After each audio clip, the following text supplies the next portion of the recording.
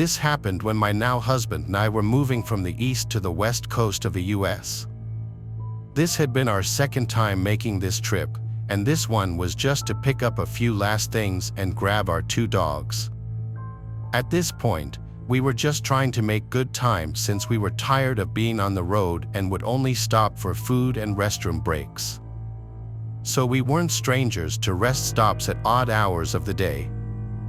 I can't remember what state this happened in because we do a lot of traveling, and rest stops have all blurred together over the years. Anyways, my husband had been driving for a while, and it was time to switch off, walk the dogs, and stretch our legs. So we pulled into a rest stop around 3 o'clock or 4 a.m. There was only one other vehicle in the lot, most likely with someone sleeping inside of it, and not that many truckers in the truck area, so the rest area was fairly empty. I jumped out of the car and let my husband know I was going to run into the restroom before I let the dogs out. While I ran in, he was going to hang out by the car to have a smoke and keep an eye on our dogs. However, we parked our car by the dog area, and to get to the restrooms, you had to walk over this hill. You couldn't see the restrooms from our car. Being late at night, my husband decided to walk most of the way with me to make sure I got there okay. I wasn't worried but didn't mind the extra comfort of having him there. I finished up in the restroom and came out to walk the dogs and let my husband take his restroom break. Even though it was late and I felt a bit cut off from the lighted area of the rest stop, I wasn't worried. I'm small and don't weigh much, but my dogs are German Shepherd mixes and very protective of me. Plus, I was taught self-defense at a young age and feel capable of defending myself if the time came. So I'm walking my dogs and letting them do their business when I noticed that one of the semi-trucks, which had been sitting on the far side of the stop, starts up and slowly drives in my direction. This didn't seem worrisome to me because they were on the trucker's side, and I assumed they were heading to the exit to get back onto the highway. I grabbed 2 doggy bags to clean up after my dogs and started heading to the trash can. As I'm walking, I'm suddenly blinded by bright headlights. I looked in the direction of the lights and saw that the semi, which I thought was leaving, had pulled up as close to the truck lot and car lot divide as possible and now had its brights aimed directly at me. Pissed off that someone was blinding me with their brights, I quickly tossed the poop bags away and started walking back to my car. As I'm walking away, the dude starts flashing his lights over and over again.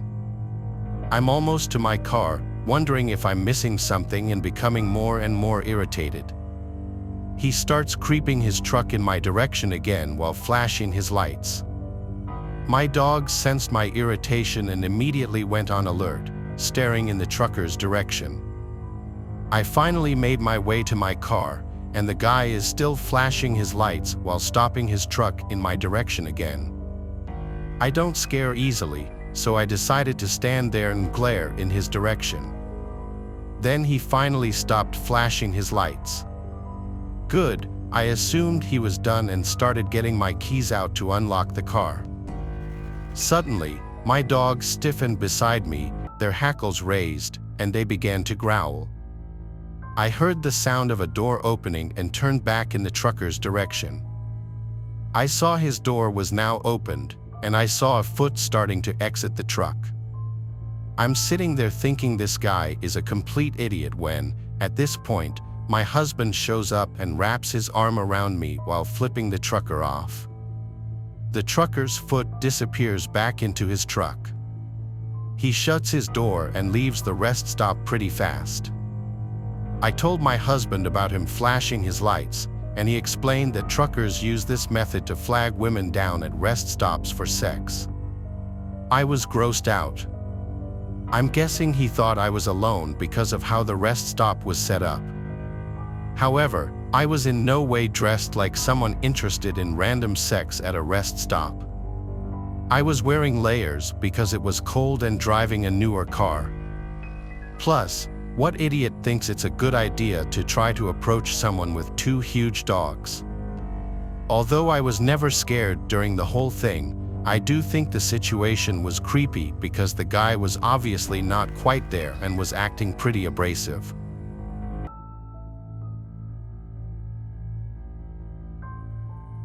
I've worked in manual labor my entire life, but I took a gig hauling trucks for a few years in the early 2000s.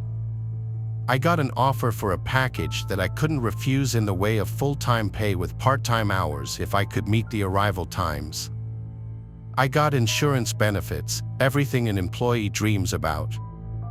I got my commercial driver's license as well as a few other certifications, and found myself on the road just a month or so later. I had a lot of jobs where things got weird or just crazy, but one particular evening makes the others pale in comparison. I don't like stories with a lot of fluff, so I'm just going to jump right into it. I was on a return trip from Oregon to Minnesota. I had already made one delivery, hooked up a second, and was now technically on my way home. This was about the halfway point.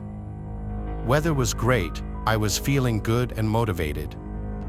My time on that trip was well ahead of schedule, so I made sure not to push it or burn myself out.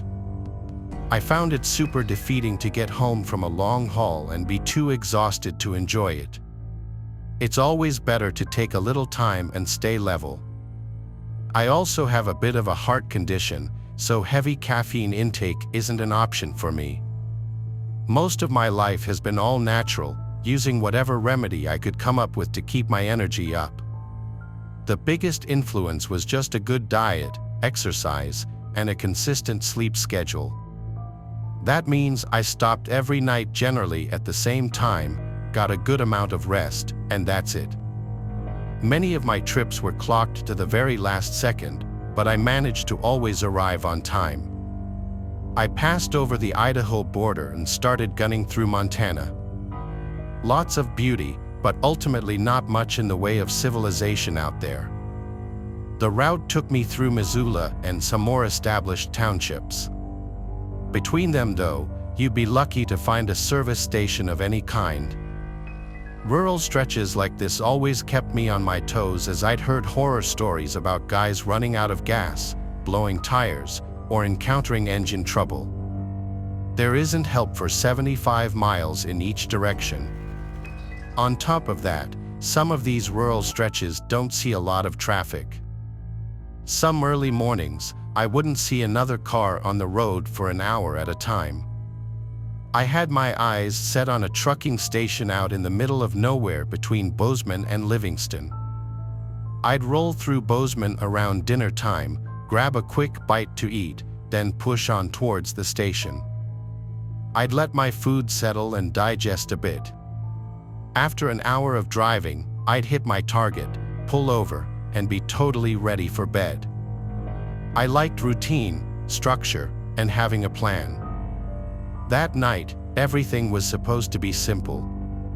At first, it was. My plan was going smoothly. I got dinner, gassed up, experienced little to no traffic, and was back on the road in no time. Soon, I found my head swimming from the digestion and long day of driving. But there it was, some lights out there alongside the highway. You know exactly what I'm talking about, those big concrete pullouts on the side of interstates every 100 miles or so. They usually have a bathroom, vending machine, trash cans, everything people living on the road might need.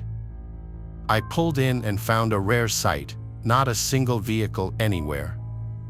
No one was using this rest station, and I liked that. There's a kind of security in being solo, if that makes sense. I let the truck cool down, locked everything up, then crawled into the living space in the back. My area was very simple, a bed, small table attached to the wall, and an overhead shelf to store most of my belongings. I also had a little makeshift power cell which I used to charge a portable flip DVD player that had both the player and a screen. It was one of those inventions of the 2000s that could have only been popular then. I settled in with my big blankets and pillows and watched one of my favorites, Resident Evil or Reign of Fire, an action thriller of some kind. Despite the shooting and explosions, I fell asleep just after 30 minutes. I closed the DVD player and surrendered to the darkness inside my cab. It must have only been a couple hours later when something woke me up. I couldn't place it, but I knew something jarred me. I have a habit of snoring occasionally, and when I do, I sometimes wake myself up with one of those louder rips. I thought maybe that's what happened, so I snuggled in for a few more hours of sleep. I like to hit the road before sunrise and get those extra miles in before the rest of the world wakes up. Just as I closed my eyes though, I heard it, the sound that woke me up. It wasn't a snore like I thought, but the abruptness of a cough. It came from somewhere beyond the cab, outside in the parking lot. It sounded partially muffled, maybe another trucker had pulled in and I just simply hadn't heard the rumble.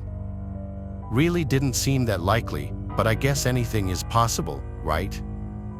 I wanted to be sure of what I heard, so I turned on the small overhead light. The second that flicked on, I could hear shoes slapping the asphalt and the sound of someone running away. As I listened, the footsteps faded a bit. The person was running away from my truck. They must have seen the light come on and reacted to that. But at this point, I'm now on high alert. I turned the light off so as not to give away my position within the truck.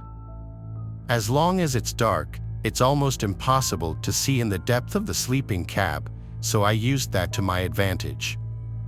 Looking out, I surveyed the parking lot and found something unusual: an older van parked across the lot, sitting angled so the broadside faced my windshield. Definitely weird, as I was 100% alone when I pulled in originally. That parking lot was empty. I tried to be reasonable though. Maybe he was walking his dog, having a smoke. Whatever the case, the person was likely a long-haul traveler just like myself. The guy was probably stretching his legs, doing a few laps of the parking lot when he accidentally woke me up. Once he saw the light, he realized that he made a mistake, then hightailed it back to his van. It really wasn't the most out-of-the-ordinary thing to happen at a truck stop. With a little apprehension, I let everything go and didn't investigate it any further. Despite my best efforts, I couldn't fall back asleep. Just as I started to drift off, I heard those footsteps again, and then what I thought sounded like someone tugging on the passenger side door handle. There was an unmistakable click, then the sway of someone stepping off the sidebar. Whoever I'd heard coughing was just trying to get inside my truck. At this point, all my alarms are going off in my head, and that structured, well-planned part of my brain is now scrambling. For whatever reason, and a lot of my friends have given me flack for it over the years, I didn't carry a gun on these truck hauls. I did have a short club that I used to check my tire pressure, and that was a great second option. At this point, I believed my best choice was to nut up and confront whoever was milling around the parking lot, let them know that my truck wasn't public property. All at once, I threw the passenger door open and clicked my flashlight on. I had a small, steady streamlight that could reach something like 30 yards, not with the puffy yellow flare of a cheap flashlight, but with a white, concentrated light. I swept it back and forth, saw nothing, so I started inspecting the truck and the trailer. I saw nothing at first glance, so I hopped down and did a full lap of the rig. Still nothing, not even underneath it. Only one option left now: time to go look at that van. I swept the flashlight around and started marching up to the rear. I wanted to see the license plate before I checked it out any further. As I went to eye the back of the bumper, I brought my light up so I could see. My eyes naturally went to the license plate, which was from South Dakota, but something else caught my attention. I couldn't place it at first, but as I kept looking, it all came into focus. Below the back of the van, Near the far back tire, there was a pair of boots. Someone was crouched and hiding on the other side of it. Only the toe tips poked out, but it was enough for me to see what was going on. I left the light on the boots for 10 to 20 seconds, long enough for them to realize that they were exposed. I watched in disbelief as the boots slowly shuffled backward until they were completely hidden behind the tire. My stomach soured at the whole thing. This person clearly had ill intentions, and I wanted nothing to do with them. I wanted to say something, but I found myself completely speechless. I'm not confrontational. You may have gleaned that from my lack of a firearm. I didn't want to issue a threat to someone who might have the upper hand. I just backed up until I reached my truck, hopped in, and locked the door. I figured that encounter was enough. I got out and found them, who would come up and keep messing with me. We both knew what was going on at this point, so the mystery was completely over. Just some vagrant weirdo looking to make a score. Now that he knew the truck wasn't abandoned, I hoped that he would just move on. I sat for 45 minutes, and that van never moved. I didn't see anything move, no person, no door opening or closing. It's like they were still hiding behind that rear passenger tire. As the morning went on, though, sleep came and kissed me, and I knew I needed to get at least a couple more hours of rest if I wanted to have a successful day. My eyes started to droop, and soon I was snoozing.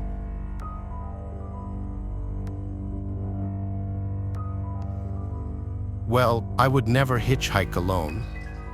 I was 18 at the time and had just started college, living out of state on my own for the first time.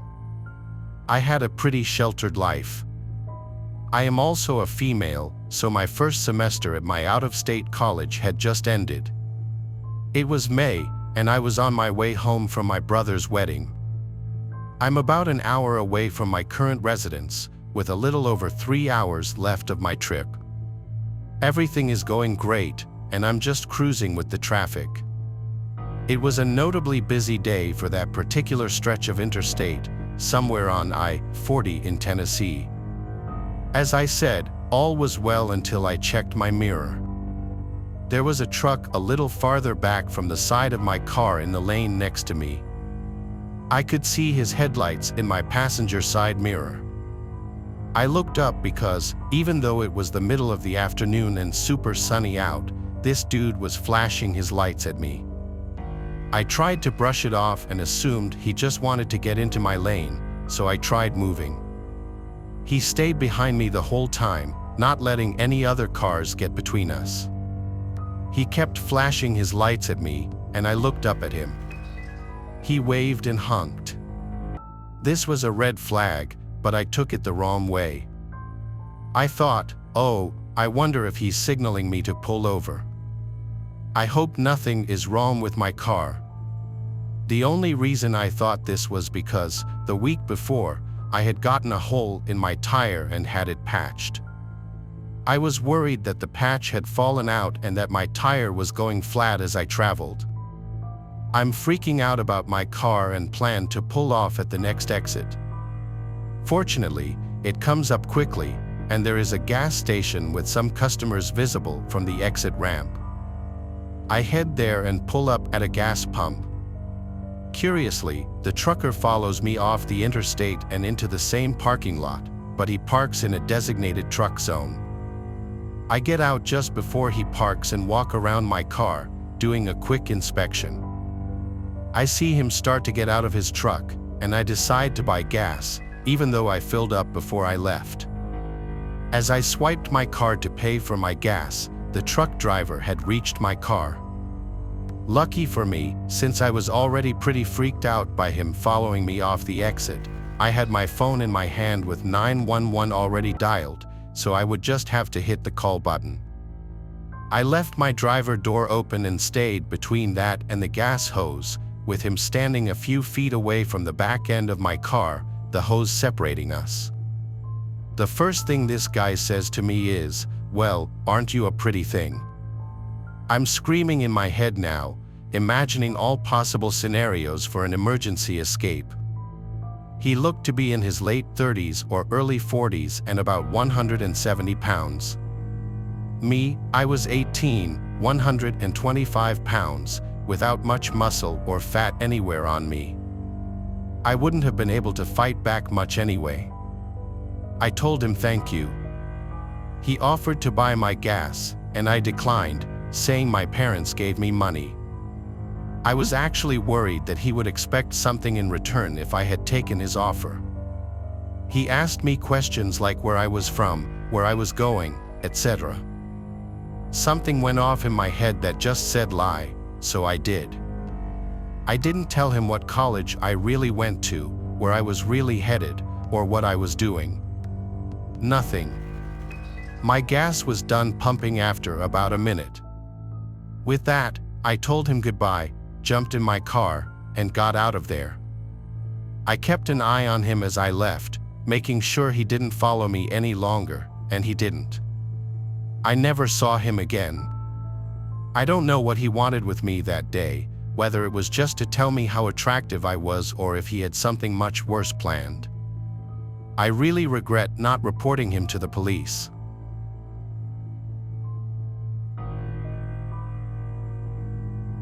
The sound that woke me this time was clear, loud, and right outside the door. It was the sound of a man clearing his throat, the sound someone makes when they want your attention. My eyes shot up, and I moved to the glass, and there, just peeking over the lip of the door, I can see someone looking into my cab. I freeze, hoping they can't see me, but it doesn't matter. This guy's eyes are rolling back and forth, taking it all in, looking for whoever is inside. He looks crazy, like he'd given himself a haircut with a butter knife. Some of it was shaved, some of it was long, and I could see nicks along his scalp. I think his eyebrows were shaved off too, but it was hard to tell in the moonlight. I could literally feel this guy pulling on the door handle, making the entire truck move. I did the only thing that I could think of, shout as loud as I could. "What do you want?" I hollered at the glass, still motionless in the back of the cab. This is also a censored conversation, as I remember swearing in literally every sentence that I spoke to this guy. He said, "It's me." "Who?" I asked.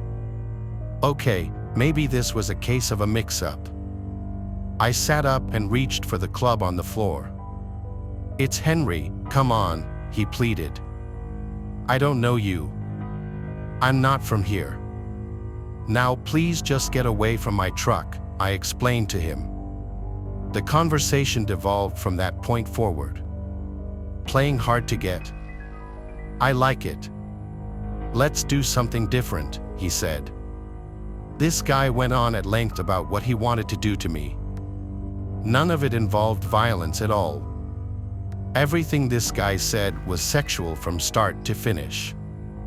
I'm watching this guy lick the window of my semi as he tells me he wants to kiss my feet, worship me, pleasure every part of me. I'm not homophobic, but the whole thing was nauseating.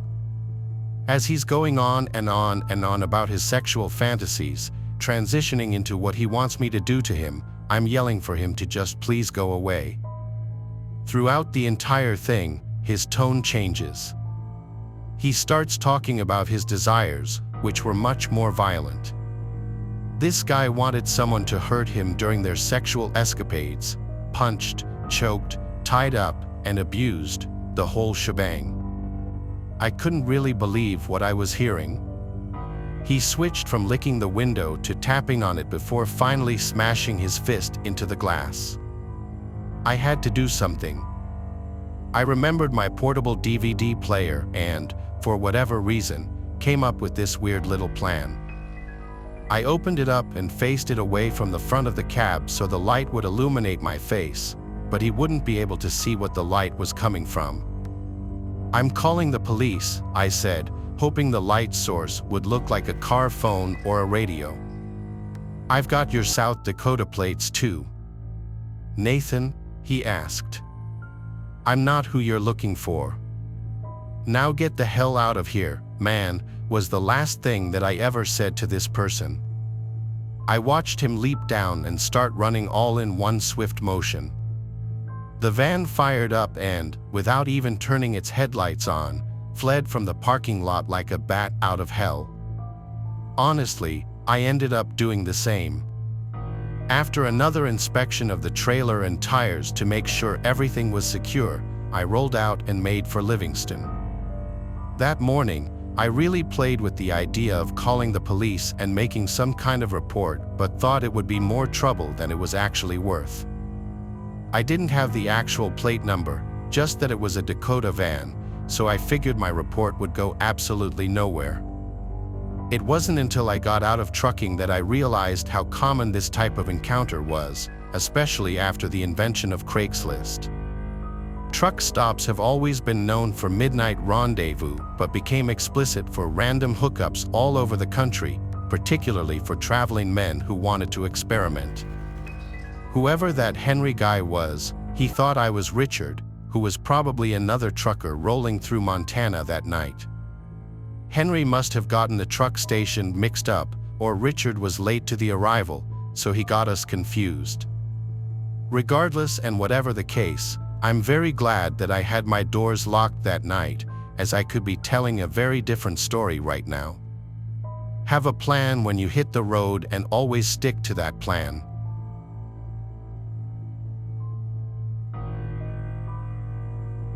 Since this incident, I've always been leery of truck drivers. Back in 2013, I had just started an education, and after the first school period, I had to find an internship to progress. At the time, it proved almost impossible to get one, so while I was looking, I decided to take another job just to ensure we had food on the table. After searching for a while, I found out a friend of my fiance's family had his own handicap bus company, a kind of taxi service for wheelchair users or otherwise disabled people, and he needed someone to cover the night shift since it was a bus that had to be on call at least 22 hours a day. Seeing that I'm quite the owl, I immediately told him that I'd be happy to take the job, and after I got the needed license, I was hired. The job was pretty basic: pick up and drop them off where they needed to go, and sometimes use a machine to get wheelchairs up or down some stairs. When there were no trips, I drove to a designated area and did whatever while waiting. I quickly found a truck stop in the area where I could park and catch some Z's.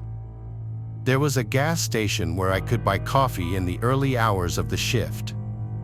On the other side of the gas station's parking lot, on the opposite side of the truck stop, there was a rundown restaurant with a motel connected to it. To avoid disturbing the sleeping truckers if I got a trip in the middle of the night, I usually parked on the restaurant side. After parking there every night for a while, I noticed one particular room had a lot of people coming and going. In the beginning, I thought nothing of it. Then, one night at the end of summer, while I was half asleep with the windows slightly open, I suddenly heard yelling coming from the motel. A dude came tumbling out of the room and started running. A few seconds later, a big guy came running after him with something in his hand that I could not make out. I thought it was none of my business and went back to my half-sleeping waiting stage. Not much time passed, and my phone went off. I had a trip an hour's drive away, so I turned on the bus and was leaving the parking lot when I saw the big guy coming around the corner. The rest of the night I had back-to-back trips, so I didn't park until I got home. The day after, I didn't get a return to home zone until 2 o'clock or 3 a.m. When I arrived at the parking lot, the area where I used to park had fist-sized rocks strewn all over the place. Not connecting the dots at the time, I just parked a few spots over and started waiting. I fell asleep pretty fast but was jerked back into reality when a car right in front of my bus honked its horn, flashed the high beams, and revved its engine. I thought it was just some idiot who noticed me sleeping and found it funny to try to scare me, so I jumped out of the bus, about to tell him to screw off. But instead of driving off or stopping, the driver made the start brake motion with the car, indicating that I was the one who should screw off. Then I connected the dots. Not wanting to seem like a pushover, I stood still and stared at the car, not that I could actually see anything with the high beams almost blinding me. After what seemed like a really long time, but must not have been more than 30 seconds, the car drove off. After that, I decided to park near the trucks from then on. A month or so passed, and nothing had happened since the car episode. I figured that nothing more would happen if I just kept parking by the trucks. Then, one night, I had a long 12-hour shift on a Sunday, and I didn't have time to eat dinner before work that day. During the first half of my shift, I had back-to-back trips with no time to eat. So when I got a return-to-home zone, I quickly parked in the far end of the almost empty truck stop and got ready to eat my now very late dinner that my fiancée packed for me. I wanted to watch some TV on my phone while eating, so I sat with my back against the driver's side door and got comfy. While turning my back to the door, I accidentally hit the door lock with my elbow, but that was my luck. As I was sitting there scrolling Netflix on my phone, I suddenly felt the bus rock and heard the clack of the door handle behind me smack back into position. I quickly turned and saw a dude with a hood over his head quickly crouching and proceeding to lay down on the ground and crawl under the bus with a big kitchen knife in his right hand. I quickly got up and made sure the other two doors were locked. Then I looked in all directions to see if I could spot him. He was still under the bus, and I was sure as hell not jumping out this time since the knife made his intentions pretty clear. I turned on the engine, turned on the spots on the back of the bus, and looked around to see if it had scared him off. Lucky for me, it did. I saw him run off into a bushy, woody area at the end of the truck stop. I never parked at that truck stop again after that night, and I made sure all doors were locked every time I was parked.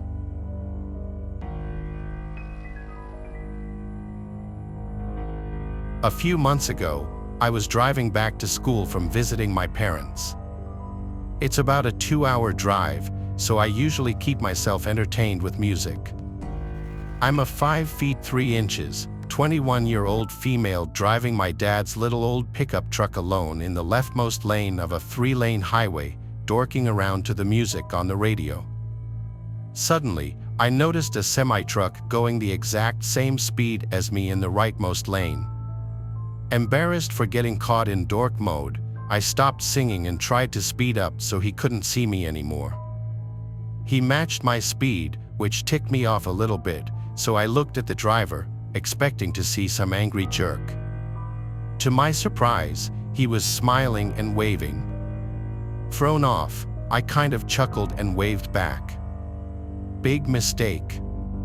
He moved over to the middle lane to be closer to me and now wouldn't stop smiling and waving. At first, I played nice, waving back a little because a semi-truck beats a tiny pickup truck any day. But I was mostly focusing on getting out of this guy's field of vision safely. I tried speeding up as fast as my truck would allow and slowing down as suddenly as I could without endangering anyone behind me, but he would just match my speed. If there was someone coming up in his lane, he'd move to the right at the last possible second and pass them before I could slow down and get behind them. He has a lot more practice with reckless maneuvering than I do, so he has me trapped and is using other cars to help him. The whole time, he's smiling, waving, and holding up the number 1 sign for some reason I still don't know. His charm is rapidly fading as this continues for about 5 miles. I got worried and called 911. I gave them a description of the truck: white cargo truck, black cab with Sun Pennsylvania Company logo on it, and the driver was a balding, middle-aged tan guy with a dirty blue t-shirt. They advised me to pull off to the emergency shoulder on the left, but I had never done that and it looked too narrow, so I didn't feel comfortable doing that.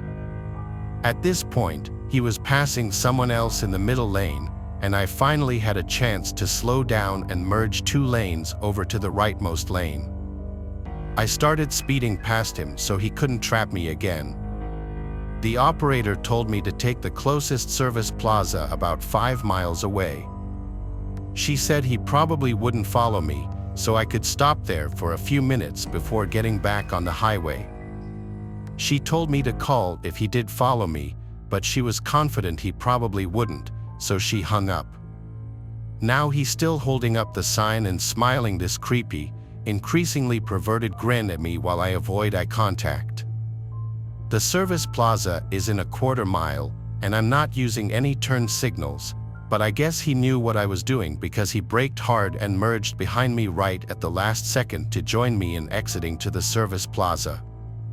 After I got my heart to start back up from the coronary area just experienced, I called 911 again. The way this service plaza was set up was that semi-trucks had to use a separate lane winding to the right of the plaza that led to a parking lot behind the plaza just for big trucks. The rest of us used a smaller lane to park immediately in front of the plaza. I parked, and as I'm explaining to the new operator what's going on, I watched the semi creep around its path while the driver stared me down, smiling. I freaked out. He knew where I had parked, he knew where to find me. If I just stayed there, I thought maybe I could have floored it to get back on the highway, but I was afraid he would see me and follow me again. So, I drove to a gas station to the left of the plaza, which had a view of the semi-truck parking lot, hoping he wouldn't find me until the police came. The operator transferred me to the woman who was helping me before. She informed me that they had dispatched a couple of police cars but couldn't tell me how long they would be. I saw the trucker had gotten out of his truck and was heading towards me. Even though my windows were closed and my doors were locked, I was panicking on the phone with the operator. She told me the police should be there soon and that I should be safe there, so I should sit tight while I kept her updated. I wanted to at least drive back to the parking lot I was in before, but it was a one-way entrance to the gas station, so I couldn't. I glared at the trucker and showed him my phone when he came close. He finally stopped smiling and made it look like he was going into the service plaza. I looked in my right side view mirror and found him hiding behind a big white pillar in front of the plaza, staring at me again. I freaked out and asked the operator where the cops were and if I could leave because he was being ultra creepy. She told me to sit tight again because they should be there any minute, so I did. Then he came out of hiding and started walking towards my truck. I put it in drive just in case and told the operator what he was doing. I refused to make eye contact with him but kept watching my mirrors to make sure I knew where he was. The smile was back, and he started walking in circles around my truck, looking at it as if looking for a way to get in. I couldn't take it anymore. I waited until he circled back behind me, floored it, and told the operator I wasn't waiting one more second for the police. She apologized and told me the police would look for the man and talk to him if they found him, and that I should focus on getting home safely while keeping an eye out for him. I don't know if they did that or not, but I know none of that would have happened if I had my boyfriend with me. So not only can't I walk alone, but I also can't drive alone as a female. Nice to know.